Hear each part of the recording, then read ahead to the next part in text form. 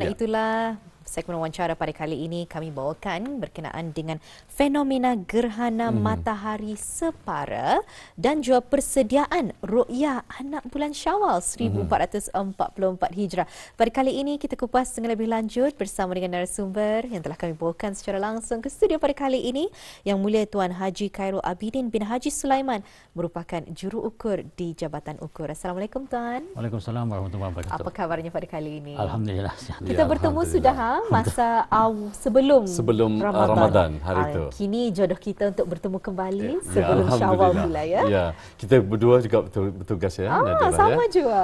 Ya, baik memperkatakan mengenai dengan fenomena gerhana matahari separa ini ya, yang akan berlaku esok. Jadi baik sebagai mukadimahnya dan juga ingin kami tanyakan apa yang dimaksudkan dengan gerhana matahari ini. Silakan Tuan. Okey, terima kasih. Ya. Bismillahirrahmanirrahim. Terlebih dahulu saya ucapkan ribuan terima kasih lagi lah kerana menjemput saya lagi dalam wawancara mulai dengan fenomena gerhana matahari separa. Ya. Okey, seperti kita maklum, besok ada satu fenomena gerhana matahari separa, yang mana gerhana matahari berlaku apabila kedudukan bulan yang terletak di antara bumi dan matahari. Dalam keadaan ini bulan akan berada di antara bumi dan matahari itu dalam kedudukan sebaris, yang mana bulan akan menutupi cahaya matahari. Sama ada ia sebahagian ni kira separuh atau sukunya orang apa, dan penuh yang cahaya matahari itu ditutupi penuh oleh bulan, dan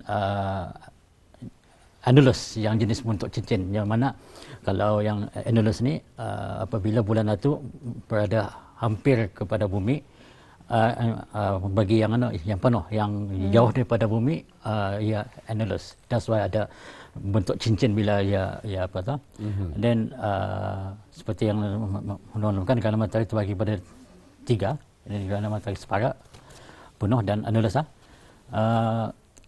Sebelum itu masyarakat Islam kita ini digalakkan untuk mengambil peluang ini semasa gerhana ini melakukan solat gerhana, sama ada secara bersendirian atau secara berjemaah. InsyaAllah besok solat gerhana akan dilakukan apabila sabit kita melihat gerhana matahari tersebut, dan dipahamkan solat akan dimulakan selepas sembahyang zuhur. Jadi kalau melihat sahaja fenomena gerhana ini berlaku, mungkin dapat dikongsikan bagaimana sebenarnya gerhana ini mengambil tempat dan berlaku. Silakan Tuan. Okey, seperti yang kira dia punya prosesnya. Okey, besok fenomena gerhana matahari yang akan berlaku di negara kita ni pada 29 Ramadan. Kalau ada dapat lihatkan slide lah. Ya. Okay, yang ni okey. Pada besok pada hari Khamis 29 Ramadan 1444 Hijrah bersamaan 20 April 2000, fenomena gerhana ini dijangka berlaku bermula pada jam pukul 11.06 pagi dan berakhir pada jam 1.42 petang, dan tempoh selama 2 jam 37 minit, dan kemuncak dia punya maksimum gerhana ni pada pukul 12.13 minit tengah hari. Yang kemuncak inilah yang dinamakan bila kami falak ijtima'. Ini yang dilihatkan yang mula-mula masuk Jadi yang putih pula itu bulan. Putih itu matahari. Yang hitam yang itu bulan. Ya. So, yang seakan masuk ya. Masuk, kemudian dia akan masuk menutupi 30% daripada cahaya matahari itu. Ya. So pada 12.13 minit tengah hari, okey, ia akan maksimum kira kemuncaknya. Di sinilah kalau diistilahkan ijtima'-nya kami yang kami selalu maksudkan itu, yang ada bila startnya umurnya bulan baru itu. Macam kalau 12-13 dia punya kemuncaknya, pada 12-14 1 minit, umurnya baru 1 minit. Oh, macam mana pengiraannya? Pengiraannya, tapi pada penghujung lah, pada penghujung. Faham. Dia akan keluar nanti di jadi kalau kita ni, kalau dapat dikongsikan Johnny Tuan, ada keindah laluan gerhana matahari di negara lain termasuk dengan gerhana penuh? Okey, bagi negara Brunei Darussalam, laluan kita gerhana ini ialah cuma 30% lah. Permukaan matahari itu yang di-cover oleh bulan, manakala Malaysia dalam 8%. And then yang laluan penuh is di laluan yang seperti dalam ni, yang di dalam kerajaan kerajaan ini. And then this is a very special punya gerhana. Kenapa kerana tu? yang dipanggilkan gerhana hybrid. Hybrid. Apa maksudnya? Gerhana hybrid ni bila gerhana matahari ni ia memiliki dua gerhana yang berbeza. Yang mula-mula masuk gerhana cincin, and then dia akan lagi panuh, and then balik lagi semula cincin, and then baru ia keluar. So adalah ia cuma berlaku dalam masa 1 minit 16 saat saja. So negara yang terlibat is Timor Leste, yang seperti dalam negara ia cuma time gerhana penuh tu, gerhana hybrid tu ia akan cincin, and then penuh, and then dia balik ke semula cincin, and then dia keluar semula. So selama 1 minit dia punya spesialnya. Transisinya macam tu. That's why hybrid yang 3 in 1, kira 3 in 1 dalam satu masa. Faham. Okey, baik. Kita dapat menyaksikan tadi audio yang telah dikongsikan rajah yang telah pun ditontonkan sebentar tadi. Jadi Tuan, di manakah Jabatan Ukur akan membuat syarapan? Mungkin dapat dijelaskan. InsyaAllah Jabatan Ukur akan membuat syarapan dan akan menyediakan teleskop untuk orang ramai untuk menyaksikan di masjid di daerah Bukit Barak, di masjid utama kita ni di Menara. Di Masjid Omar Ali Saifuddin. Di sana saya. Benar sekali. And then di daerah Tutong di Masjid Sana Baqiyah Pekan Tutong, dan Masjid Muhammad Jamul Alam di daerah Belait, dan Masjid Utama Muhammad Saleh di Pekan Bangal di daerah Temburong. So Jabatan Ukur dah menyediakan satu peralatan teleskop untuk kita ni orang ramai melihat, menyaksikan sama-sama lah untuk fenomena gerhana matahari. Selajurlah untuk kita ni orang beramal bersemayam sunat. Betul. Jadi saya ingat sahaja waktu kecil sekiranya ada fenomena gerhana dan sebagainya, ISKI kan melihat. Tapi mungkin tuan dapat kongsikan bagaimana kaedah selamat, teknik yang selamat untuk melihat gerhana ni. Mungkin dapat dikongsikan tu? Okey. Pagi besok untuk fenomena gerhana ni janganlah menyaksikan kalau orang melihat terus time gerhana tu, dia boleh secara langsung saja orang kata selanjutnya kira filter, kalau dapat menggunakan filter, dan dia takutkan macam kalau kita tadi kalau macam mata menyuluh orang silau, dan dia boleh ini yang cahaya daripada matahari itu ia kuatkan, dan radiasi itu boleh membutakan mata tu. Dan ini bagi yang siapa yang melihat nanti dia di Masjid Omar Ali, Jabatan Ukur dah menyediakan filter yang jenis kacamata sunglasses. Bukan untuk melihat movie, just untuk melihat matahari, sebab ia ada protected ia punya UV itu. Dan our teleskop juga ada menyediakan filter ni untuk disarankan jangan melihat pakai, kadang orang ada melihat pakai binoculars, terus jangan. Jangan tidak, sebab kenapa ia boleh indah baik untuk mata, selamat yang untuk directly mata. Because kan kalau kita ni melihat direct macam selaput mata tu jadi orang mengaring bolehnya. Jadi bila saya menggunakan kacamata khusus ini apabila saya melihat cahaya kesan lampu di studio ini memang agak tidak begitu jelas. Maksudnya lampu tersebut tidak kelihatan. Maknanya berfilter, sangat filternya sangat tinggi. Dan ingin mencoba Dah mencoba ya. Mungkin Okey. esok ketika Ya. sama-sama menyaksikan gerhana mungkin dapat dipakai. Tapi gerhana ni Dan- akan berlaku besok tuan. Ya. Ya. Tapi adakah tarikh lain yang akan berlaku lagi? Okey, bagi Nabi Muhammad SAW, gerhana matahari separa ni akan berlaku lagi pada tahun 2031.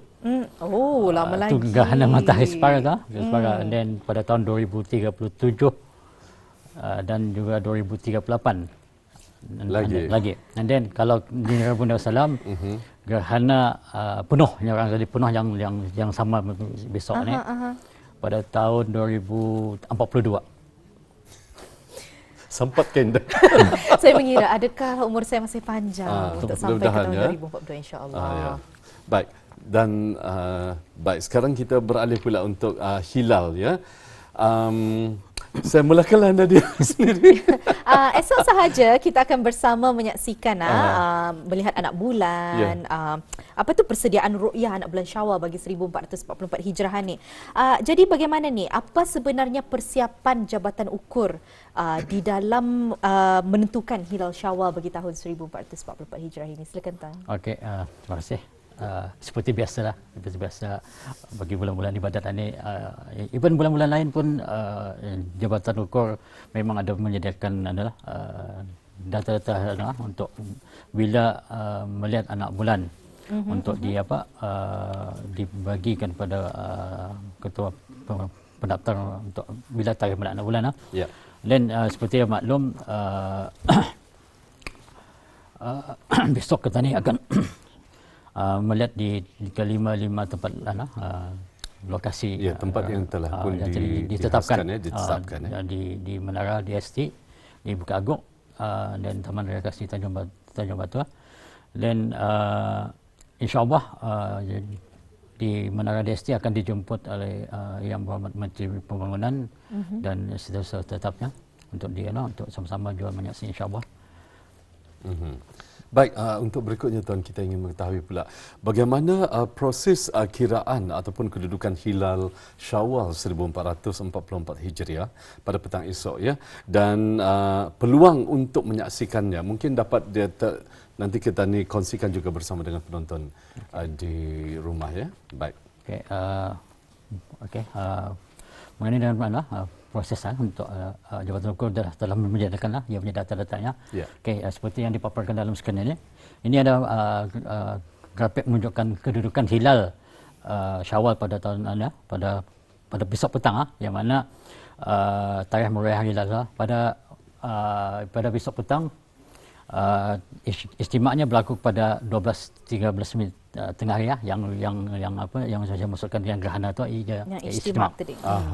Dan apabila matahari terbenam pada pukul 6.26 minit petang, ketinggian hilal itu pada masa itu ialah 1 darjah. 1 darjah 37 minit 53 saat. Manakala jarak lengkung bulan dan matahari ialah 2 darjah 29 minit 10 saat. Okey, kalau ikutkan ia punya kriteria income ru'yah, MABIM, Menteri Agama Brunei, Indonesia, Malaysia dan Singapura, kriteria itu indah mencukupi syarat kenampakan hilal. Kenampakan hilal yang mana jika dia dilihat ke semua lokasi cerapan kita ni di yang 55 tempat itu, semua indah menepati adalah sama. Menepati tidak menepati kriteria income ru'yah. Bagi negara Brunei Darussalam kata ni, walaupun ikut kriteria income ru'yah tu, tadi juga melihat anak bulan itu. Jadi mungkin di kesempatan ini je Tuan dapat dikongsikan bagaimana sebenarnya bentuk hilal Syawal untuk pada tahun ini. Okey, bentuk hilal Syawal pada tahun ini ia cuma orang 0.0% saja, Ershana itu sahaja. Dan kenapa ia ada cuma ia berada di atas hufuk selama 9 minit sahaja. So, seperti yang dapat disaksikan ni Tuan ya, mungkin dapat dijelaskan. Ini ada yang ada arrow, tanda arrow itu ialah cahaya hilal itu cuma 0.0% saja. Inilah bentuknya lah. Yang pada lepasnya yang macam Ramadan lepas ada nampak 0.2% saja. Ini 0.0. Dan pada Syawal ini cuma kita ni dapat menyaksikannya cuma 9 minit sahaja. 9 minit saja. Biasanya kami kalau kenampakan hilal itu di atas 15 minit ke atas. Faham. Ya, faham. Jadi mungkin dapat dikongsikan Juni Tuan, macam mana dengan kedudukan negara-negara lain di dalam penglihatan anak bulan Syawal ni? Sama kira macam anggota negara MAPIMS, bagaimana? Ya. Okey, bagi negara-negara lain seperti negara anggota MAPIMS, Singapura diorang mengikut ISAP income rate itu. Ikut kiraan lah. Malaysia dan Indonesia ru'yah dan hisab. Kalau ru'yah diorang inda sabit, diorang refer ke hisab. Hisab ni maksudnya perkiraan. Perkiraan yang income ru'yah tadi itu. Yang tinggi hilal mesti lebih daripada 3 darjah dan jarak lengkung mesti lebih daripada 6.4 darjah. So kalau diorang inda nampak, diorang refer ke hisab. Ya. Jadi ada perbezaannya sama ada mengikut hisab ataupun dari ru'yah sendiri. Ada kena saranan ni Tuan sebelum kita mengakhiri wawancara kita pada kali ini? Okey, saranan daripada Jabatan Ukur bagi pihak Jabatan Ukur mengharapkan pada orang ramai lah. Orang ramai jangan mendekati tempat-tempat lokasi yang ditetapkan. Dan kalau boleh, jangan orang memviral-viralkan perayaan yang tidak diingini seperti sebelum ada keputusan sebelum adanya keputusan daripada pengumuman daripada Ketua Hakim Syar'i. Dan insya-Allah kita ni akan orang beraya pada 1 Syawal. Dikira bila 1 Syawal Baik, terima kasih Tuan ya di atas penjelasannya, perkongsian mengenai dengan pencerapan ataupun fenomena gerhana matahari separa dan juga persediaan ru'yah anak bulan Syawal 1444 Hijrah telah pun dijelaskan oleh tetamu kita yang mulia Tuan Haji Khairul Abidin bin Haji Sulaiman, merupakan juru ukur daripada Jabatan Ukur Negara Brunei Darussalam. Baik, terima kasih sekali lagi Tuan. Assalamualaikum. Waalaikumsalam warahmatullahi wabarakatuh.